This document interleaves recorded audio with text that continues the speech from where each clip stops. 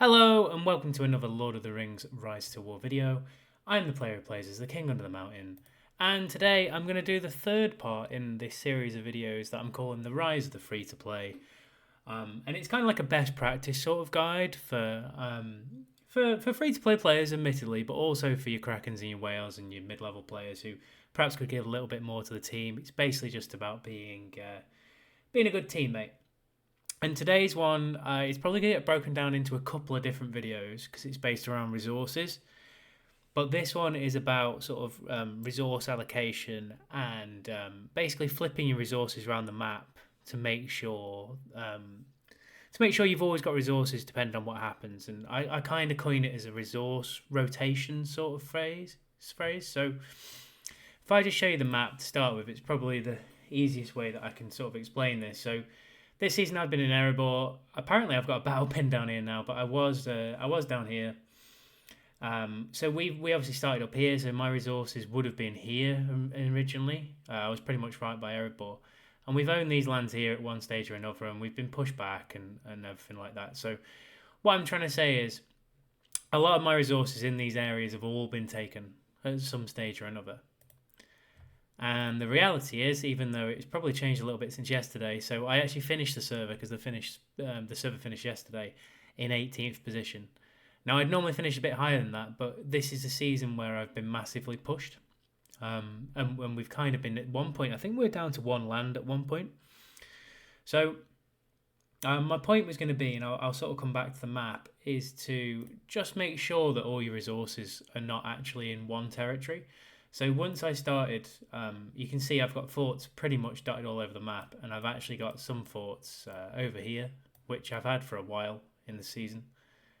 And I actually had them all the way along the top here because that's the only way I could get there. And this is a bit of an experiment later on now the season's over.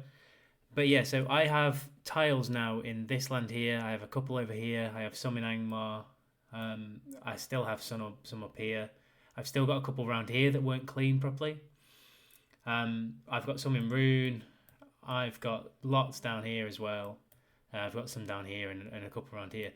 And I've now got some in here as well. So my kind of point is that even when you're being pushed, it's really important to keep rotating your resources and making sure that you do have high resources. And as a free-to-play player, let me just try and explain why I'm trying to explain this. So it's very easy to make a fort somewhere and fly there and probably take a 130 pretty simply, or to get somewhere else and go back and take 130. So what initially happens, we'll probably go from start to finish, is that everyone gets into their spawn zones. Let's say we're all here, then the 200s go from here, and everyone pushes out through the passes, and there's lots more 200s. And what eventually happens is all the 150s and 130s that were originally taken in all the sort of spawn lands start getting dropped.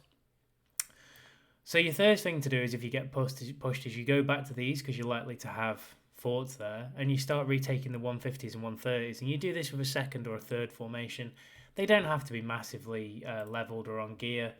So I'll just give you an example from yesterday, just because I was doing this as a test. I forgot, actually, there's a lot of these. This is me sieging the spring yesterday with eagles. So there's a lot of those. So we're looking for, there we go. So this is just a 130. This is a 40-ish level formation. The gear on it's not fantastic, so you can kind of get away with this. Just to add in the background, so that even if you're fighting on the front line, you can still keep taking resources. And it is really important, and I'll try and sort of explain my reasoning as to why. So if you are getting pushed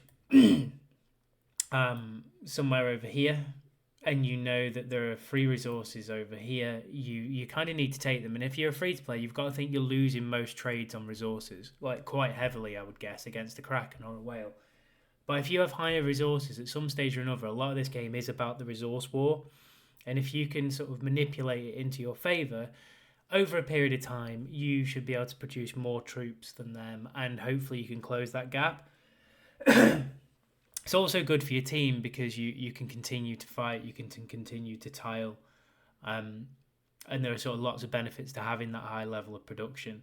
I would recommend no matter what level of player you are, you try and adopt that method and kind of fly around. So I would have gone from here, and I sort of flew across here, taking 130s and 150s with Eagles, to be honest. And even some 200s with Eagles in the end, just because I knew these were safe resources. So the other way of getting to safe resources is naturally the same way as what we've just talked about. So say Linden here, for example, have gone all the way across the map.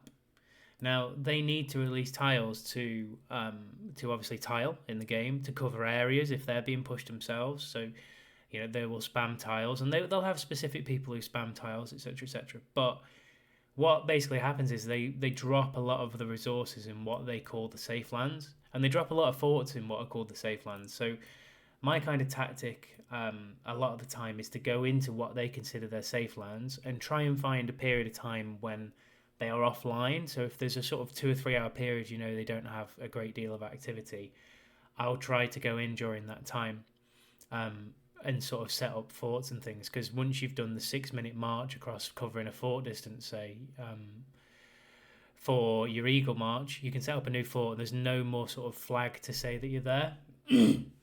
And you can take those tiles during these sort of periods of lesser activity.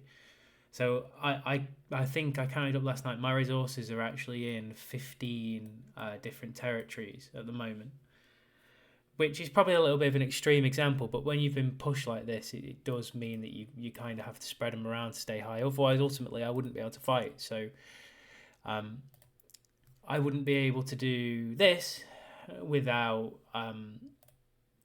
basically being able to rotate those resources. So I'll just show you my actual breakdown of resource. I've only got 1 260 tile. I actually got that back the other day. And the rest are just 230s, 200s, and a lot of them, if I'm being really honest, are 150s and 130s. And then being a good little tiler boy, I do have, I think, some here that are just sort of random tiles. So I would suggest that generally I keep about 10 tiles free for obviously fighting on the front as well. There'll be times, say for a large crossing war, I might up that to only having 1 tile free or 2 tiles free because I'll need those extra resources and there's nowhere for me to tile. So I think it's quite important that you always keep that figure high, even if you're only taking 90s, to be honest. Like even 90s of stone and things like that, it's still 640 production an hour, which you're not getting if the tile's just blank and empty. So it's just sort of like a mindset change, really, that I'd like to get into people today about just making sure that they have forts in places and they use Eagles effectively to be able to set up forts to just take safe resources. Because ultimately, if you've got no resources, you can't fight, and that's kind of the boring part of the game for me if you can't fight. And that was about it. So I hope that makes sense. Any questions, obviously ask me. And as always, if in doubt, always follow your nose.